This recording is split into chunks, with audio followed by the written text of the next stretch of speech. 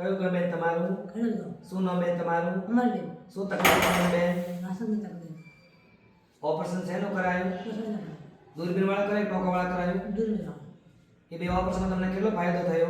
ફાયદો છે. દૂરબીનમાં ફાયદો છે. ઓપરેશન ક્યારે કરાયું? કાલે કરાય. આજે રજા આપી? હા. કઈ હોસ્પિટલ ઓપરેશન કરાયું? ભરતી ઓફિસ. લોકોને તમે શું કેવી સલાહ આપશો ઓપરેશન બાબતે? દૂરબીન સારું છે. કાલે ઓપરેશન રજા આપી. હા. તમને કોઈ તકલીફ નથી ને? ના. સરસ, લો ચાલો.